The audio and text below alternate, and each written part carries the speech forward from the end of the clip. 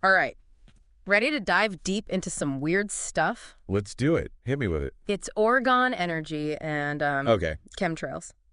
And a DIY device that can supposedly, clear up the skies. Huh. That's a new one. Yeah, our source material for this deep dive is this video lecture by a self-proclaimed expert on, well, let's just call them alternative theories, right? Right. And this guy goes on and on about Orgone energy and even gives instructions on how to actually build devices to manipulate it. Interesting. Have you ever looked up at the sky, and seen those weird trails and wondered if it was something more than just vapor? Oh, yeah.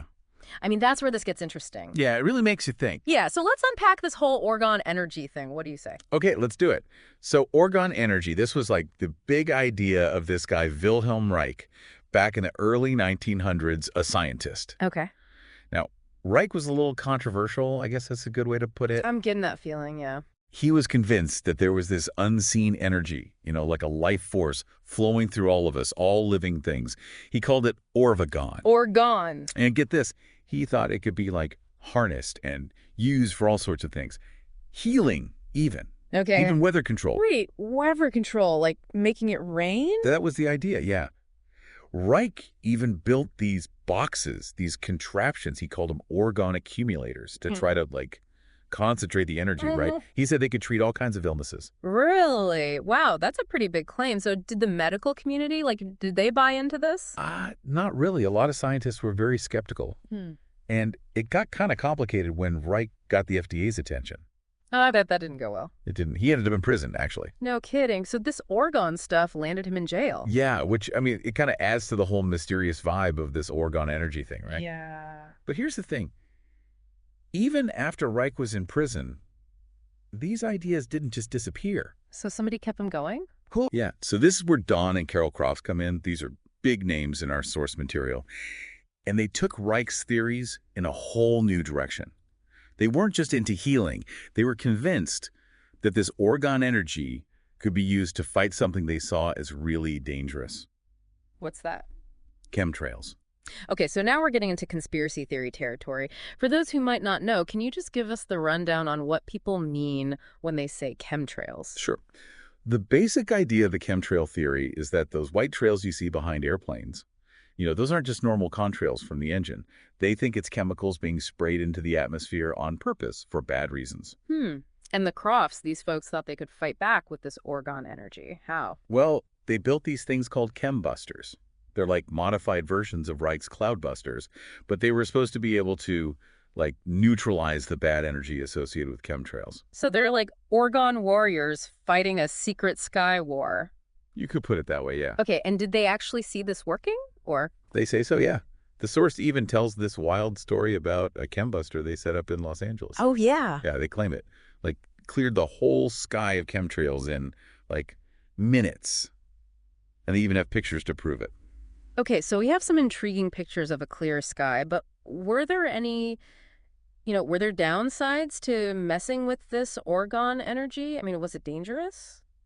Well, and there's a story about Robert McCullough. He was a friend of Wilhelm Reich, and he was messing around with a regular cloudbuster out in the Arizona desert.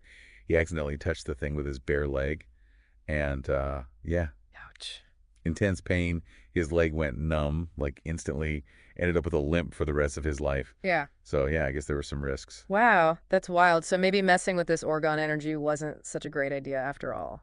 Well, that's what some people say. But our source emphasizes that the Crofts design, the chembuster, they made that to address the risks, right? Okay. They claimed theirs were totally safe and even gave people instructions on how to build one themselves. Really? A DIY chembuster? So, I mean, they're basically saying, hey, take control of the skies. Fight back against this conspiracy. That's the feeling you get from it, yeah. I mean, it taps into a lot of anxieties about the environment, and control, the kind of stuff that fuels a lot of these theories. Right, so it's not just about the science, it's about how these beliefs, make people feel. Exactly. It gives them a sense of agency. Okay, so we've got a good grasp on Orgone energy, chemtrails, these DIY devices. What's next? Where do we go from here? Well, I think we need to dig deeper into the claims being made about this Orgone technology and the chembusters. Is there any evidence? Yeah, good point. And we should look at the history of these beliefs. Where do they come from? How have they changed over time? And why are people drawn to them in the first place? Like, what's the psychology behind all this? Exactly. I'm down to keep digging if you are. Let's do it. I think it's going to get really interesting. So we've heard some pretty wild claims about Orgone energy, but let's, take a step back and look at this from like a science perspective. Like, what do we know about this supposed energy? Yeah. Well, the thing is, like mainstream science, they don't really buy into it. There's just no evidence, like hard proof to support that orgone energy exists. Right. So science isn't on board, but like, does that mean there's nothing to learn from these ideas? Even if it's, not proven by science. No, no, I wouldn't say that. It's always good to look at things from different angles. Like even if this orgone energy isn't real, it tells us something about, what people are worried about. That's a good point. Yeah, like even if it's not real, why are people drawn to this idea? Especially in, a world that feels kind of crazy sometimes. Exactly. And our source material is full of this, like, distrust of authority. Talk about YouTube and Google censoring them, like the government hiding orgone technology. They even mention spiritually retarded alien overlords controlling everything. Spiritually retarded alien overlords. Wow. That's something. But even if some of the language is out there, it seems like there's a deeper anxiety here.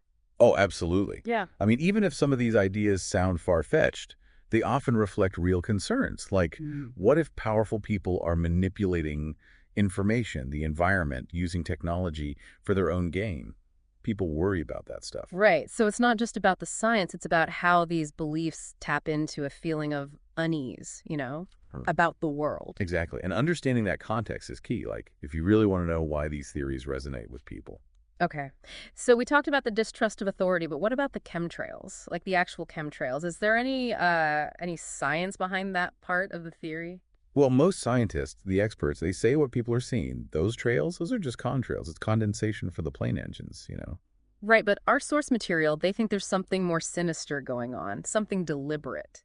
And that belief often stems from anxieties about pollution, government secrets, people in power, manipulating nature for their own gain. So even if science explains the trails, there's this fear, like a lingering fear that something else is going on. Right, a lack of trust. Like we're not being told the whole story. Okay, so let's talk about the chembusters again. Even if we pretend, just for a second, that chemtrails are real, could these devices actually do anything?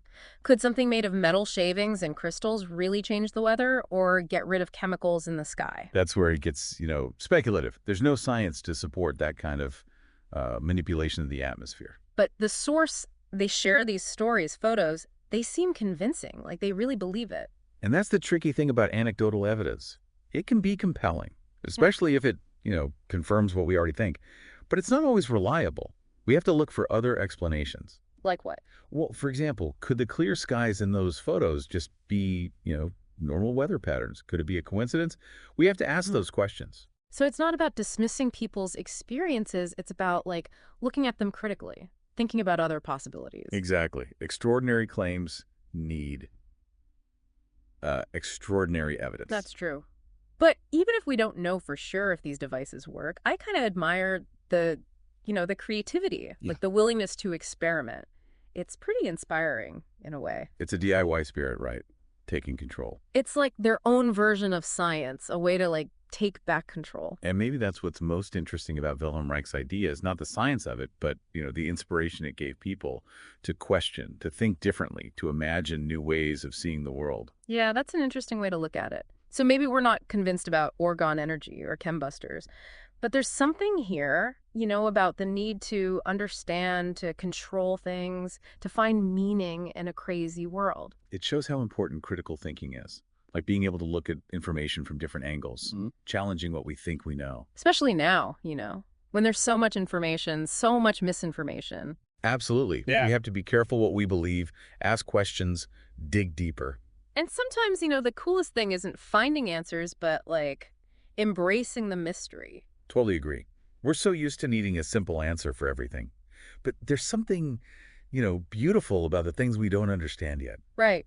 So maybe the biggest takeaway here is just to be curious, be open-minded, and, a little bit skeptical. Yeah. And always keep exploring, keep asking questions. Don't be afraid to challenge what you think you know. I love that. We might not have solved the mysteries of Orgone energy or chemtrails, but hopefully, this got you thinking, looking at things a little differently. You have to question what you see, what you hear, and to always be open to learning something new.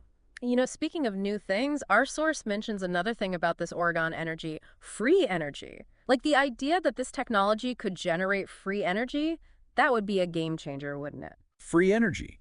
It's like this idea that's been around forever. It speaks to this desire we have, this need for abundance, but it's also been used for, scams, fake promises. So how do we navigate this? How do we tell what's real and what's just wishful thinking?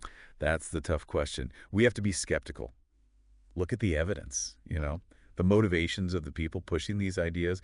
Be wary of anyone promising easy answers. It's a good reminder.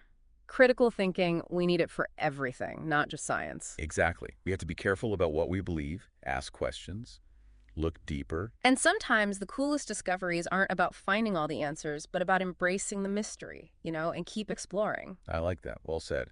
And that, I think, brings us to our last part in this deep dive into Orgone energy and chemtrails. Let's wrap things up. What should our listener be thinking about after this? So we've really gone deep into this world of like Orgone energy and chemtrails and all these DIY devices that claim to, control unseen forces. What's the big takeaway for you, the listener? What should you be thinking about after this whole deep dive? I think one of the most important things to remember is just how powerful belief is. Like humans have this need to explain things, especially the things we don't understand, Hmm. right? So whether it's Orgone energy or chemtrails or any other like fringe theory, these beliefs often come from this desire to like make sense of a world that can feel, confusing, unpredictable. Yeah, and those explanations, even if they're not, backed up by science, they can make people feel better, like they have some control or even power over things. Right. They give us a framework to understand things that might otherwise feel totally random. But we also have to like remember that these narratives, they can be misleading sometimes, Mhm. especially if they're based on, bad information or just fear. Yeah, that's where critical thinking comes in. It's about being objective, looking at things from different angles, and being open to changing your mind when you see new evidence. And, sometimes it's okay to admit that we just don't know everything. There are mysteries that science hasn't figured out yet, and that's okay. That's a great point. We live in a world where everyone wants a simple answer for everything, but there's something kind of amazing about the things we don't understand yet. Right. So maybe the most important thing we can take away from this deep dive is just to stay curious, keep an open mind, but also, be a little skeptical. And don't be afraid to keep exploring, keep asking questions, keep searching for those deeper truths, even if they make you rethink everything you thought you knew. I love that. We might not have figured out, the secrets of Orgone energy or chemtrails, but hopefully this whole deep dive got you thinking, got you questioning, looking at the world with new eyes. You have to question what you see, what you hear, and to always be ready to learn something new. Well said. So until next time, keep those minds open, keep those questions coming, and thanks for joining us on this deep dive.